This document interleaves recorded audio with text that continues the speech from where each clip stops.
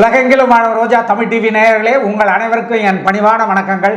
இன்றைக்கு நம்ம அகஸ்திய ஜீவநாடி ஜோதிடர் பாபு அவர்களை சந்திக்க வந்திருக்கிறோம். வாங்க, இன்றைக்கு நமக்கு என்ன மாதிரியான கணிப்புகளை அகஸ்திய ஜீவநாடி ஜோதிடர் பாபு அவர்கள் வழங்க இருக்கிறார்கள் என்பதை பற்றி கேட்போம். வாங்க சார். வணக்கம். வணக்கம் வணக்கம் ரோஜா டிவி நேயர்களும் கோடான கொடிகளுக்கும் இன்னைக்கு அகஸ்தியன் நான் சொல்கிறார் பார்ப்போம்.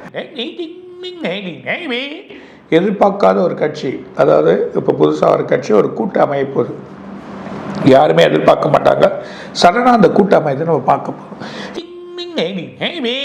இன்னும் நிறைய பேர் பிடிக்க போகிறாங்க, நிறைய ஆட்கள் மாட்ட போகிறாங்க. ஒரு முக்கிய மந்திரி, அது முக்கியமான பொறுப்பில் இருக்கிறவருக்கு பிரச்சனை ஆக போகுது. இன்னும் 16 21 மழை வரும். சென்னையில் மழை இருக்குது. 24ஆம் தேதி தான் மழை இருக்கு. உலக ஆராய்ச்சியில் ஒரு முக்கியமான ஒரு வழி ஒன்றத்தை கண்டுபிடிக்க போறாங்க. அதோட செயல் இப்போ நம்ம தான் பார்க்க போறோம். டிசம்பர் 7ஆம் தேதிக்குள்ள இந்த சூரியனோட குடும்பத்தோட பிரச்சனைகள் ஏற்படப்போ, இந்த சூரியனை நெருங்கி அந்த வால் நட்சத்திரம் போகும். அதோட வழிகள் இருக்கு சொல்ல சில குழப்பங்கள். அந்த நெருங்கி சூரியனை தாண்டி இன்னொன்று கிரகங்கள் போகிறப்ப ரெண்டுமே ஒட்டிக்கின்னு போகிற மாதிரி இருக்கக்கூடிய காட்சியை இந்த உலகமே வரலப்போகுது. அதுக்கான வழியை நம்ம பார்க்க போகிறோம். பூமியில் அதிர்ச்சிகள் உருவாகும். அந்த அதிர்ச்சிகள் ஏற்படுறப்போ கடல் அலைகள் அதிகமாக இருக்கும். இது வரைக்கும் பார்க்காத இந்த கடல் அலைகள்லாம் ரொம்ப உருவாகக்கூடிய நிலைமையும், பனிகளோட டிஃப்ரெண்ட் ஆகி சூரியனோட வெப்பம் அதிகமாகி இந்த சூரியனோட வெப்பம் இது வரைக்கும் பார்க்காத நிலைமையும், இல்லை மிடில் ஈஸ்ட் கண்ட்ரியோ, இல்லை அது இருக்கக்கூடிய சவுதியோ, இல்லை அது இருக்கக்கூடிய கண்ட்ரியோ மக்கள் கொஞ்சம் அங்கே கவனமாக இந்த சூரிய வெப்பத்தினால சில பெரிய பிரச்சனைகள் ஏற்படுறதுக்கு, சூடோட தன்மைகள் மிக அதிகமான கொதிநிலை ஏற்படுறதை நம்ம பார்க்க போகிறோம். இயற்பியல் சீற்றங்கள், இயற்பியல்லே சில மாற்றங்கள் ஏற்படுறதுக்கான வாய்ப்பு உண்டு. இந்த இயற்பியல் வழியில் நிறைய மாற்றங்கள் ஏற்படக்கூடிய நிலைமைகள் ஏற்படும். அது இல்லாமல் எந்த வால் நட்சத்திரம் போய் மறையிறப்போ நீங்கள் பார்த்தீங்கன்னா நிறைய வன்முறைகள், நிறைய ப்ராப்ளங்கள், அதாவது எக்கனாமிக் ப்ராப்ளங்கள், எதிர்பார்க்காத பெரிய பிரச்சனைகள், இந்த வார் சுச்சுவேஷன்ஸ்லாம் எடுத்துன்னு வர்றதுனால சில குழப்பங்கள் ஏற்படுறது. இதோட நிலைகள்லாம் முற்றிலும் மாறக்கூடிய தன்மைகள். இது ஒரு எடுத்துக்காட்டு வழியாக காட்டக்கூடிய நிலைமையாக நமக்கு வந்திருக்கு. ஒரு முஸ்லீம் நாட்டில் 2 இடத்துல தொடர்ந்து எர்த்குயிக் வரும். அதோட நிலைமையும் பார்க்க போகும். ஒரு ஒயிட் கண்ட்ரியில் மிகப்பெரிய மழை இருக்குது. அந்த மழையே தொடர்ந்து பனியாக மாறிடாது. அது ஒரு ஐஸாக மாறி அது கட்டியாக பெய்யறதை பார்க்க போகிறோம். 2-3 முஸ்லீம் நாட்டில் பணத்தோட பழக்கம் வந்துடும். சடனாக அவங்க சொல்லுவாங்க பணம் ரொம்ப பிரச்சனையாக இருக்குன்றது. ஒரு கண்ட்ரியில் உணவு தட்டுப்பாடு வருது. அது ரொம்ப குழப்பத்தை ஏற்படுத்தும். தமிழ்நாட்டில் மழை தொடங்கினா டிசம்பர் 6, 8 மிகப்பெரிய மழை இருக்குது. இந்த மழை வரத்துக்கான வாய்ப்பு இருக்குது. 24ஆம் தேதி மழை வரலன்னா கொஞ்சம் மழைகள் இந்த மாதிரி சூழ்நிலைகள் ஏற்படும். அடுத்த வாரம் டெல்லியில் ஒரு முக்கிய முடிவுகள் இருப்பாங்க. நிறைய செயல்பாடுகள் எடுத்துன்னு வரதுக்கான முடிவுகள் எடுத்துன்னு வருவாங்க. சீனா இன்னும் தங்கத்தை வாங்க போகுது. அதோட வயல் கொஞ்சம் இறங்கி ஏறப்போகுது. அது தங்கத்தை ஏதோ பண்ண போகிறாங்க சீனா. அது கொஞ்சம் கேர்ஃபுல்லாக இருக்கும். அடுத்த மாதம் தங்க வெள்ளி கொஞ்சம் குறையறதுக்கு வாய்ப்பு இருக்குது. அதுக்கப்புறமா திரும்பவும் ஏறும். சடனாக டாலர் ஃப்ளெக்சிபிள் ஆகும். அந்த நிலைமை வரதையும் பார்க்க போகிறோம். டிசம்பர், ஜனவரி, பிப்ரவரி இந்த 3 மாதத்தில் எக்கனாமிக் பெரிய ஸ்கார்ஸ் இருக்குது. இதில் மக்கள் மாட்டி தவிப்பாங்க. ஒரு எக்கனாமிக் ஹெவியான ப்ராப்ளம் வர்றதுக்கான வாய்ப்புகள் இருக்குது. உலக நாடுகள் ரொம்ப பிரச்சனையாகவும் வழிகள் வரக்கூடிய இந்த எக்கனாமிக் ஒரு பெரிய சீற்றத்தையோ, ஒரு பெரிய மனசு எல்லாருக்கும் ஒரு பிரச்சனையை ஏற்பட பண ரொட்டேஷன்ன்றது ஒரு பெரிய ப்ராப்ளத்தை ஏற்படுத்தக்கூடிய நிலைமை இருக்குது. இன்னொரு கண்ட்ரியில் இன்னொரு இடத்துல சின்னதாக வெடிக்க போகுது. அது ஒரு பிரச்சனையே ஏற்பட போகுது.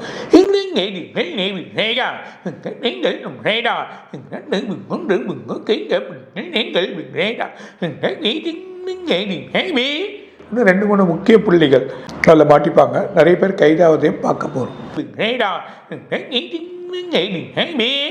உலக அளவில் ஒரு பெரிய பணக்காரர், அவரோட சேர்ந்த ஒரு அதிபர், அவரும் 2 பேருமே சேர்ந்து ஒரு பெரிய பிரச்சனைக்கு ஆகாத நம்ம பார்க்க போகிறோம். பங்கு சந்தையில் இன்னொரு ஸ்கேம் இருக்குது, அதுவும் ப்ராப்ளம் ஆகும். வெள்ளை மாளிகள் வளாகம் முழுவதுமே மக்கள் குவிக்கப்படுவாங்க. இல்லைன்னா வேற ஒரு கண்ட்ரி அதிபராக இருக்கலாம், இல்லை அமெரிக்கா இருக்கலாம். இதில் ஒரு மக்கள் வந்து ஃபுல்லாக குவியறத பார்க்க போகிறோம். கடலில் வந்து 2 இடத்துல சீட்டாடும். ஒரு இடத்துல கடல் உள்வாங்க, ஒரு இடத்துல ஒரு கிராமத்தில் தண்ணி கொஞ்சம் உள்ளே வரதை பார்க்க போகிறோம். முக்கிய நிலவோட ஒளி ஒரு நாள் மாறுபடும். சில சுழற்சியோட வேகம் பல ஆயிரம் ஆண்டுக்கான கணக்குகளை ஒரு நாள் இந்த ஒளியோட வேகம் மாறுறதும் ஒளியோட தன்மை மாறுறதையும் நம்ம பார்க்க போகிறோம்.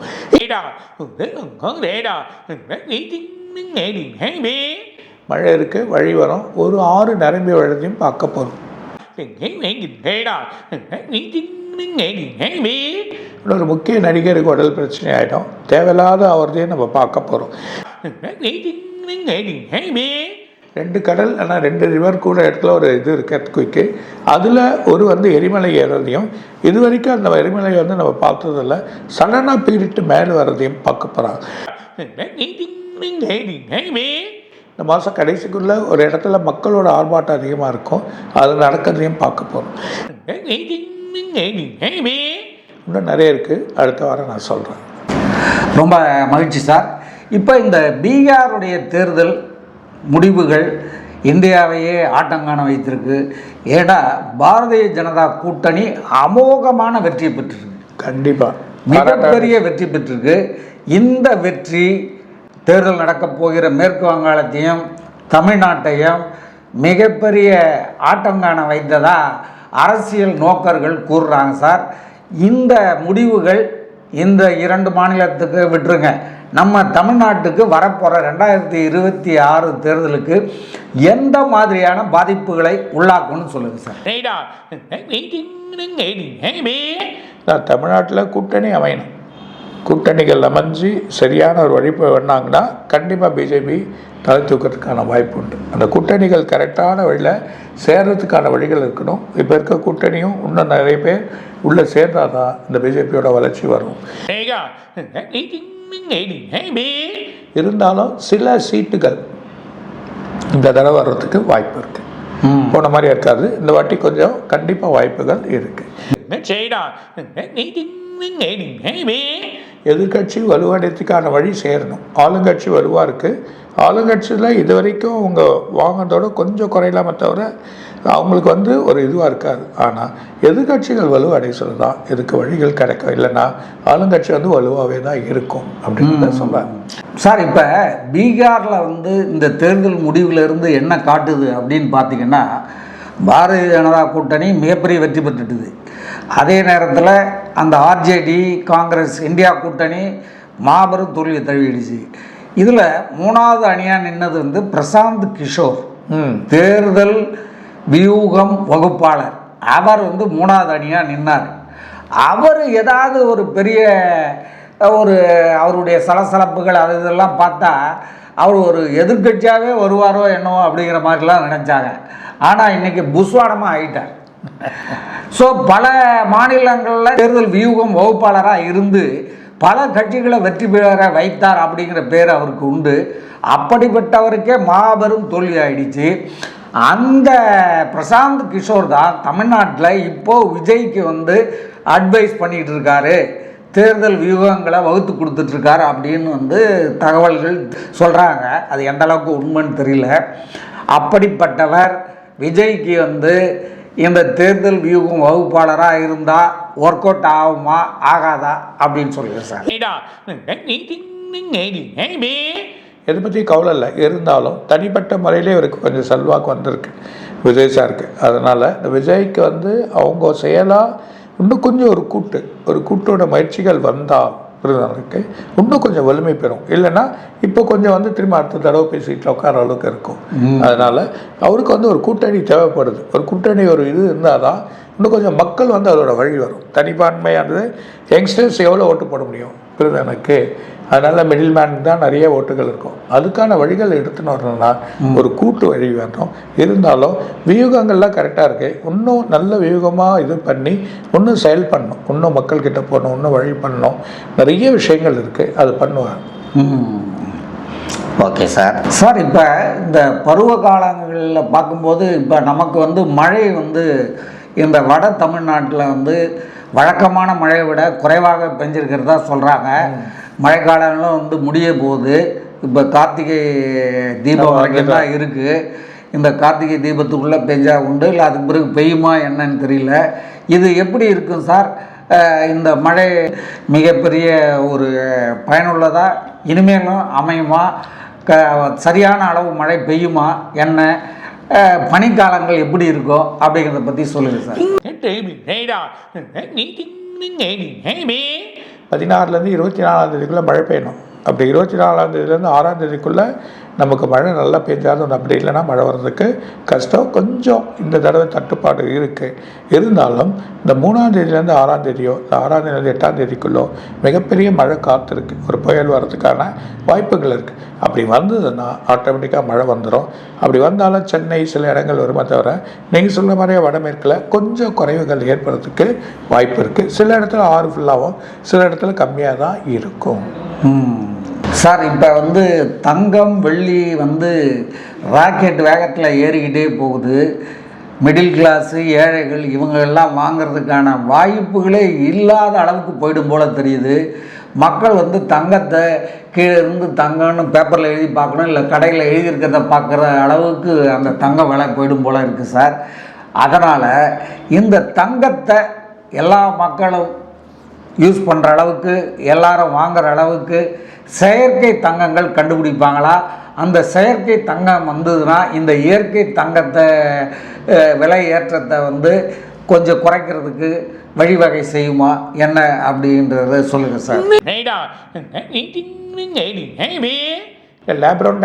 லேப்ரோன் டைமண்ட் போல் லேப்ரோன் கோல்டு வரப்போகுது.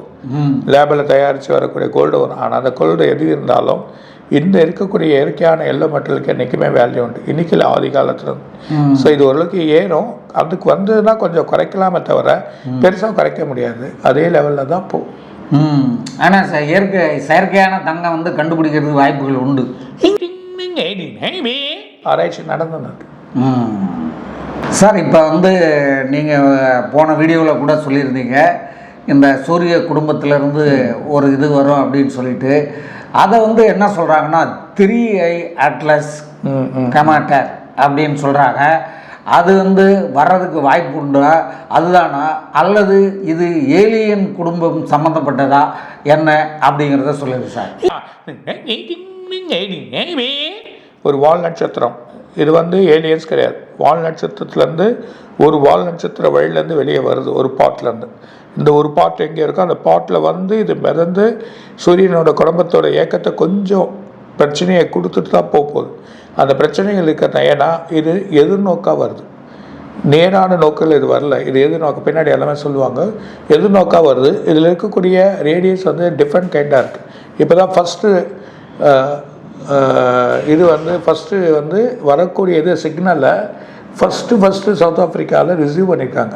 இதுதான் வேர்ல்டுலேயே ஒரு காமெட் வரக்கூடிய ஃபஸ்ட்டு சிக்னல் ரிசீவ் பண்ணியிருக்கிறது இது வேர்ல்டு தான் ஃபஸ்ட் டைம். அப்போது இது ஒரு ஏதோ சிக்னல் கொடுக்கறதா வந்திருக்கு உலகத்துக்கு. இது இப்போ அதாவது நம்ம இயற்கை சீற்றங்கள் அதிகமாகலாம், இயற்கை சீற்றங்கள் வழி வரலாம். 2026 வந்து ஒரு பெரிய மாற்றத்தை நான் ஏற்கனவே சொல்கிறேன். 2026 சூரிய குடும்பத்துக்கு பிரச்சனைகள் ஏற்படுறதுக்கான வாய்ப்புகள் வருதுன்னு சொன்னேன். இந்த கமாட் இது கிட்டத்தட்ட 3700 வருஷத்துக்கு முன்னாடி இருந்து வருதுன்னு சொல்கிறாங்க.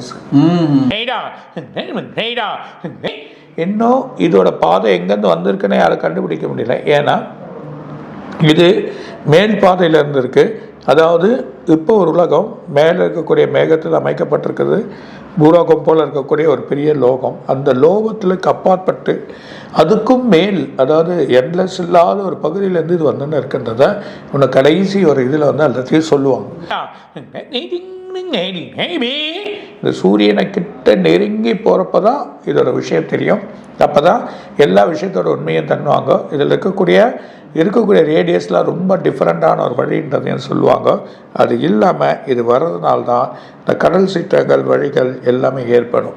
இது டிசம்பர் 6ஆம் தேதிக்கு அப்புறம் தான் வெளியே போகும். இப்போ இந்த மாதம் 25ஆம் தேதியிலேருந்தே இந்த பிரச்சனைகள் ஏற்படும். ஆனால் டிசம்பர் 6ஆம் தேதி வெளியே போகிறப்போ எல்லா விஷயமும் நிறைய விஷயங்கள் நமக்கு அதில் நமக்கு நிறைய ஆராய்ச்சியாளர்கள் தேவைப்படுது.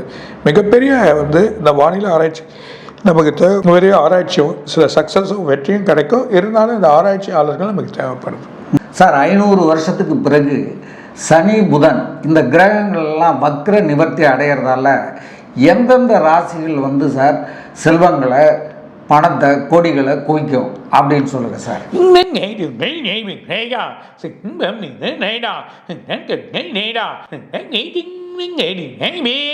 சிம்பம், கன்னி, அதே நேரத்தில் மிதுனம், இதுங்கெல்லாம் ரொம்ப சூப்பராக இருக்கும். ரிஷபம், அது இல்லாமல் விருச்சிகம், இந்த 5 ராசியும் எதிர்பார்க்காத நோக்கில் போயின்னு இருக்கும். நல்ல ஒரு வழி, அவங்களுக்கு எதிர்பார்த்தது வழிகள் எல்லாமே அடையக்கூடிய தன்மைகள் இருக்குது. மகரம், கும்பம், மேஷம், துலாம், இதெல்லாம் 4 ரொம்ப கேர்ஃபுல்லாக இருக்கணும். சில விஷயங்கள் ஹஸ்பண்ட் ஒய்ஃப், பண வரவுகள், செலவுகள், வீட்டில் ஜாக்கிரதையாக இருக்குது, பிள்ளைகள் வழிகள், இது 4 ராசிகளுமே ரொம்ப கேர்ஃபுல்லாக இருக்கிறது நல்லது. அது இல்லாமல் மகரத்துக்கு சில யோசனைகள் அதிகமாகவும் மற்றபடி பிரச்சனை இல்லை. இருந்தாலும் மக்கள் கவனமாக இருக்கிறது நல்லது. சார் 30 வருஷத்துக்கு பிறகு இந்த இப்போ வரப்போகிற சனி பயிற்சி ஒரு ஸ்பெஷலான சனி பயிற்சி அப்படின்னு சொல்கிறாங்க. ஏன்னா இது வரைக்கும் சனி வக்ரத்தில் இருந்தது இல்லைங்களா. இப்போ இந்த நவம்பர் 29ஆம் தேதி வரப்போகிற இந்த சனி பயிற்சி ஒரு ஸ்பெஷல் சனி பயிற்சி. இதனால் எந்தெந்த ராசிகளுக்கு சிறப்பாக இருக்கும் சார்?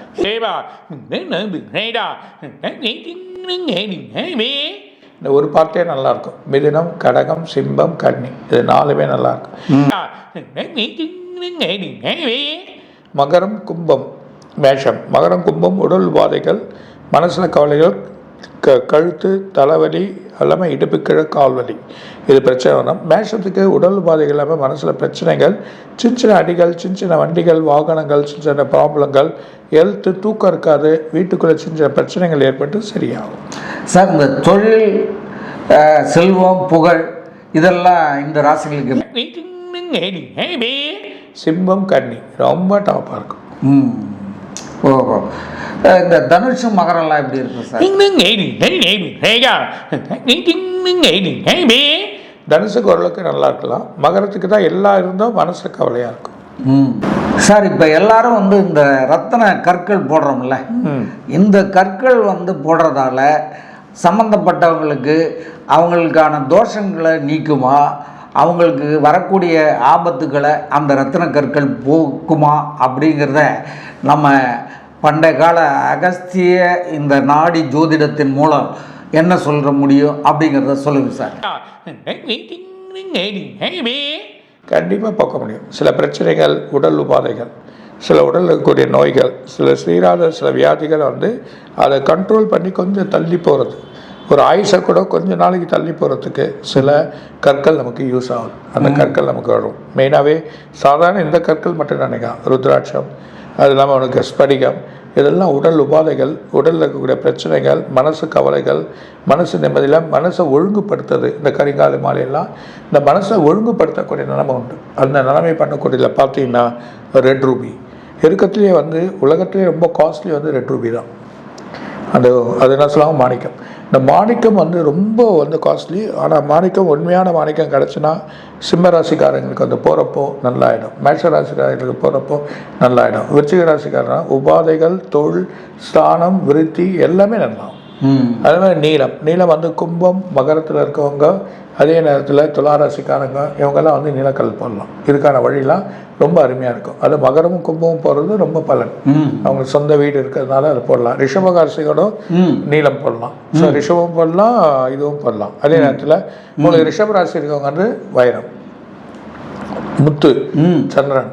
ஸோ சந்திரனும் முத்து, அது ரெண்டுமே ரிஷபராசிக்காரர்கள் போடலாம். அவங்க போட்டாங்கன்னா இடுப்பு, கால், கை வலி இது சம்மந்தப்படலாம். முத்து கரையும். முத்து பஷ்பமே அந்த காலத்தில் இருந்தது. ஸோ முத்து பஷ்பமே பண்ணி சாப்பிடுவாங்க. ஸோ உடல் உபாதைகளும் வரக்கூடிய நோயை தடுக்கிறதுக்கும் வழி பண்ணுறதுக்கும் அது உண்டு. அது இல்லாமல் அதே மாதிரி மிதுனம். இந்த மிதுன ராசிக்காரங்களாம் புதன் இருக்கக்கூடிய பச்சை கலர் போடலாம். புரியுதானுக்கு. அது இல்லாமல் அவங்க ராகு கல் போட்டால் இன்னும் நல்லா கோமேதகம், அது ஒரு பெரிய பலன் அவங்களுக்கு கிடைக்கும். அதே மாதிரி கடகத்துக்கு வந்து கடக புஷ்பராகம் குருவோட கல் போட்டாங்கன்னா ரொம்ப நல்லாயிருக்கும். அதே நேரத்தில் அந்த கடகத்துக்கு சந்திரனும் சேர்த்து போட்டாங்கன்னா இன்னும் நல்ல பலன் கிடைக்கும். முத்து அது போட்டாங்கன்னா நல்லாயிடும். அதே சிம்மத்துக்கு வந்து மாணிக்கம் சிவப்பு கல் போடணும், சூரியன் சம்மந்தப்பட்ட இது, அதுக்கான வழிபாடு பண்ணுறது நல்லது. அது இல்லாமல் சிம்மத்துக்கு வந்து வைரம் போட்டால் இன்னும் நல்லது. வைரத்தில் வந்து பெரிய பலன்களுக்கு ஏற்படும். அதேமாதிரி புதனாக இருக்கக்கூடிய கன்னிராசி, இந்த கன்னிராசி இருக்கவங்க வந்து பச்சை போடணும், பச்சை போடுறது நல்லது. அவங்க டைமண்ட் போடலாம், பெண்கள் இருந்தால் டைமண்ட் போடலாம். 2ஆம் ஆதி டைமண்டாக வர்றதுனால குடும்பஸ்தானாதிபதி காதல கம்பலோ டைமண்ட் போடுறது நல்ல பலன் கிடைக்கும். அதே துளாராசி, இந்த துளாராசி இருக்கவங்களுக்கு டைமண்ட் போடலாம், அவங்களுக்கு வந்து முத்து போடலாம், அது இல்லாமல் அவங்க கோமேதகம் போடலாம், வைடூரியம் போடலாம், கேது, இது 4மே அவங்களுக்கு நல்ல ஒர்க் அவுட் ஆகும். அதேமாதிரி விருச்சிக ராசியில் பார்த்திங்கன்னா பவளம் போடலாம், செவ்வாய் ஆட்சி பெறலாம், பிறருக்கு பவளம் போடலாம். அது இல்லாமல் சூரியன் மாணிக்கம் போடலாம். அது இல்லாமல் அவங்களுக்கு வந்து அவங்களும் வைரம் போடலாம், தோடு போடுறதா தான் வைரம் போடலாம். தனுசு எல்லாமே போடலாம், குரு போடலாம், கோமேதகம், இது கடக புஷ்பராகம், ராகுக்கு கோமேதகம் போடலாம். அது இல்லாமல் தனுசு ராசியிலே சந்திரனுக்கான முத்து போடலாம். அது ஜாதகத்தோட தசாபுத்தியோட சேர்ந்து வர சொல்ல அது 2மே கனெக்ஷன் பண்ணி போடலாம். இல்லை கூட்டு எண்கள் வச்சு கூட போகலாம், 6, 3 அந்த மாதிரி கூட்டு எண்கள் வச்சு கூட நம்ம போட்டுக்கலாம்.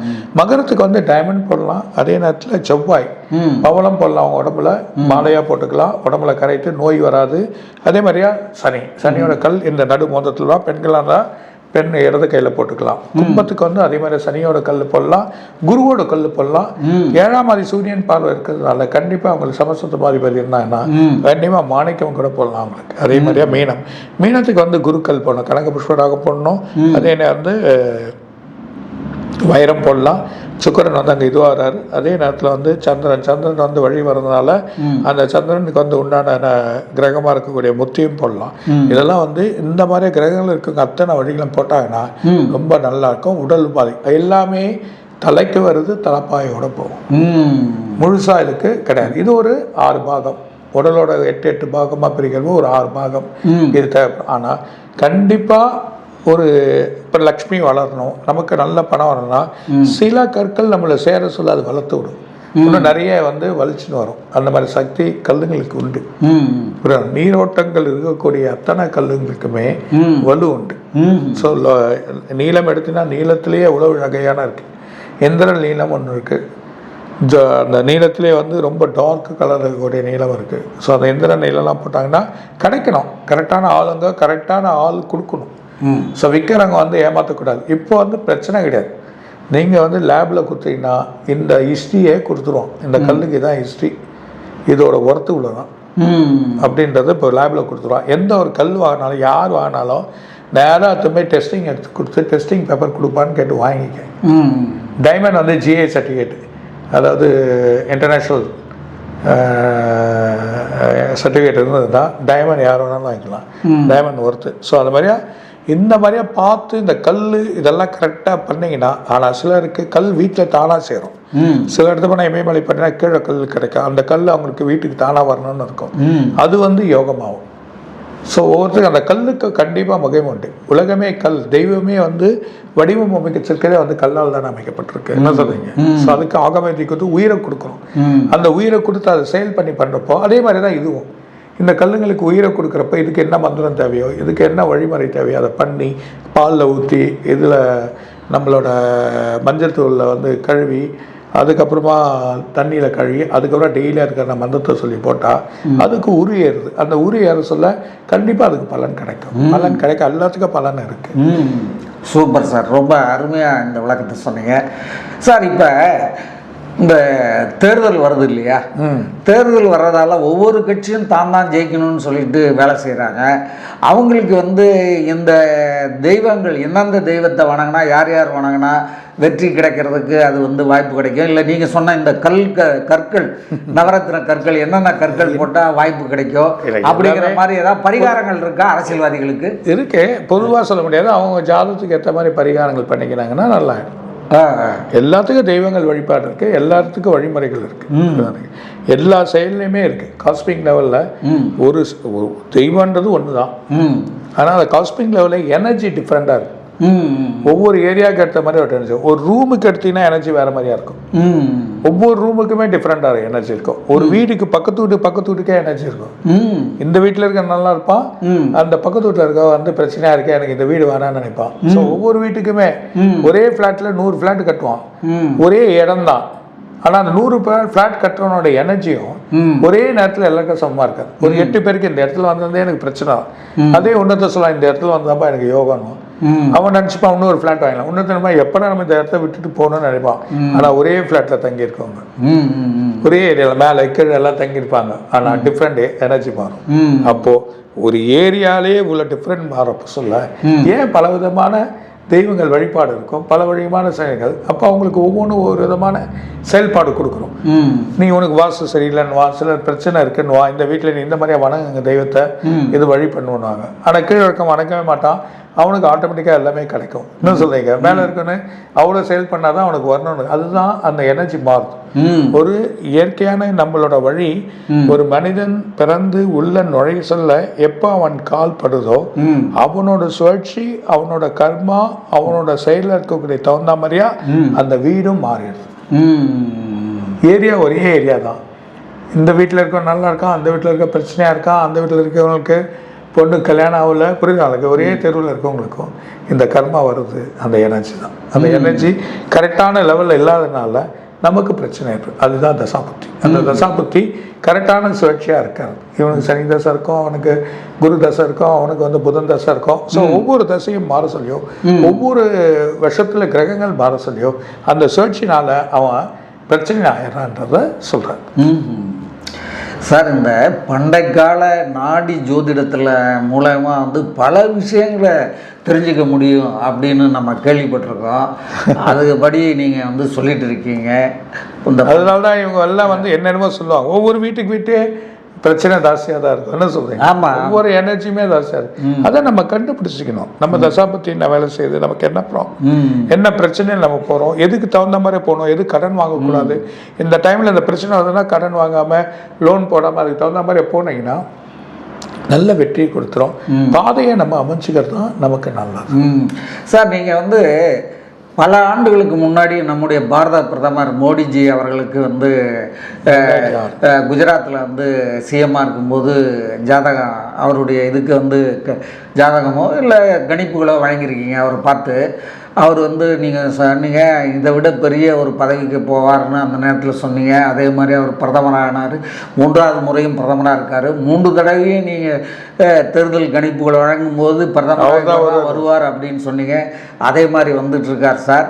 இப்போ அவருக்கும் வந்து நீங்கள் வந்து பார்த்து சொன்னீங்க, நடந்துட்டுருக்க.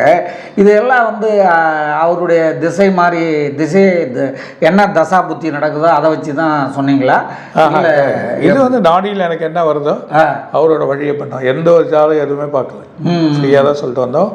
அவங்க பிரதர் இருந்தார், அதில் 3 பேர் இருந்தாங்க, அவர் கீழே இருந்தார், நான் உள்ள ஒரு ரூமில் இருந்து படித்தேன். Okay sir. இப்போ அவர் யாருன்னா உங்களுக்கே தெரியும். ஆமாம் ஆமாம் ஆமாம், அவர் உங்களை கொண்டு அழைச்சிட்டு போனவர் யாருன்னு தெரியும் சார். இப்போ அந்த மோடிஜி வந்து இந்த பவர்ஃபுல்லாக இருக்கார், அவருடைய ஜாதகம் வந்து ரொம்ப ஸ்ட்ராங்காக இருக்கா? ஏன்னா சில மாநிலங்களில் அவர் போய் பிளான் பண்ணி அடி வச்சு அங்கே பிரச்சாரம் பண்ணால் அந்த மாநிலங்கள் எல்லாம் வெற்றி பெறுது.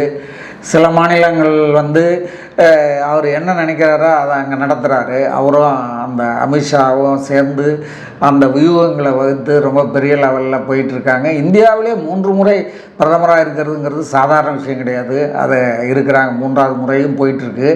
இதுக்கெல்லாம் வந்து சார் அவங்களுடைய ஜாதக அந்த திசா புத்திகள் தானா, இல்லை அவங்க வணங்கக்கூடிய அந்த தெய்வங்களின் சக்தியா, என்ன அப்படிங்கிறத சொல்லுங்க சார். அதாவது பிறக்க சொல்ல ஒரே நேரத்தில் 10 குழந்தை பிறக்கும். ஒரு 10 குழந்தை ஒரே நேரத்தில் பிறக்கும். ஆனால் அந்த ஒரு குழந்தை தான் அப்துல் கலாம் ஆகும். அவங்க தான் பிரசிடென்ட் ஆவாங்க. எனக்கு அவங்க தான் வந்து அந்த பொசிஷன். ஏன்னா 10 பேரும் ஃப்ரெண்டாக இருப்பாங்க, 10 பேரும் ஒரே காலேஜ் கூட படிச்சிருப்பாங்க. ஆனால் இவங்க மட்டும் அதில் வந்திருப்பாங்க. அதுதான் கர்மா. இது விதிக்கப்பட்ட தன்மை, அவருக்குன்னு விதிக்கப்பட்டிருக்க தன்மை. அவர் தான் வந்து உட்காரணும்னு விதியாக இருக்குது, அது யாராலையும் மாற்ற முடியாது. அதுதான் கர்மா. அது எத்தனோ பிறவி எடுத்திருந்தால் தான் இது வர முடியும். ஏன்னா குஜராத்லேயே எத்தனை வாட்டி வின் பண்ணிட்டாரு, அதே நேரத்தில் இது பிரைம் மினிஸ்டராக இருந்து 3 வாட்டி வின் பண்ணிட்டார். ஒரு அசைக்க முடியாத இருக்குன்னா அவரோட பேக்கிங் பவர் ஏதோ இருக்குது, ஒரு சக்தி இருக்குது, ஸோ அந்த ஏக்கம் இருக்குது. அந்த பின்னாடி அவரோட ஏக்கம் இருக்கிறதுனால தான் அவர் வலுவாக இருக்காருன்றதை சொல்கிறார். அது என்ன சார், இல்லைன்னா அவரை தான் நம்ம பர்டிகுலராக போய் படிக்க முடியாது, பர்டிகுலராக மைண்ட் பண்ண முடியாது.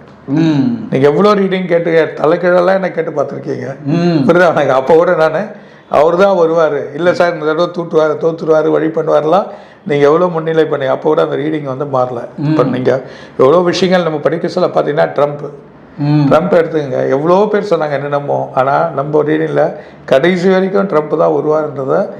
ஆனால் அவர் வந்தால் பிரச்சனையாக இருக்கும் அதையும் சொல்லிட்டாரு. ஆமாம், ஸோ அது அந்த கண்ட்ரிக்கு உடைய பிரச்சனை. ஆனால் கர்மா அங்கே விதிக்கப்பட்டிருக்கு, அதுதான் வரணும்னு. அது யாராலையும் மாற்ற முடியாது. இவர் தான் வரணும்னா இன்னைக்கு யாராலையும் அதை மாற்ற முடியாது. இவராக விட்டு குத்தாதான் இந்த மாதிரி உண்டு. ஆனால் இருக்கு செயல் இல்லைன்னு சொல்ல. இன்னும் கொஞ்ச நாள் இவரால் இதோட கட்சிகள் மாற்றங்கள் ஏற்படலாம், குழப்பங்கள் ஏற்படலாம், ஸோ மக்களுக்கு ஒன்றும் வழிகள் ஏற்படலாம். அந்த தப்பு அந்த பிரச்சனைகளை அவருக்கு ஏற்பட சொல்ல வெளியே வரலாமே தவிர இவராக விட்டு கொடுத்துட்டு போகிறதுக்கான வழி தான் இருக்கே தவிர மற்றபடி அந்த ஜாதகமே அப்படி தான் இருக்கு. இன்னும் தெரிஞ்சுக்கணும்னா நான் படிக்கிறேன்.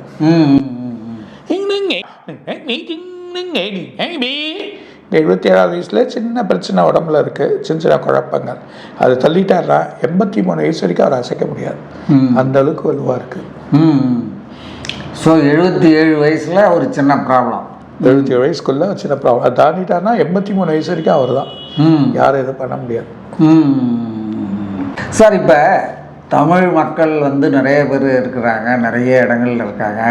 இலங்கையில் இருக்கிற தமிழ் மக்கள் ரொம்ப கஷ்டப்பட்டுக்கிட்டு ரொம்ப சஃபர் ஆகிட்டு இருக்காங்க. அந்த இலங்கை பூமி மீண்டும் வந்து செழிப்பாகுமா, விவசாயத்தில் செழிப்பாகுமா, இயற்கை பேரிடர்கள்லாம் அந்த பூமிக்கு வராமல் நல்லா இருக்குமா அப்படிங்கிறத பற்றி கொஞ்சம் சொல்லுங்கள் சார்.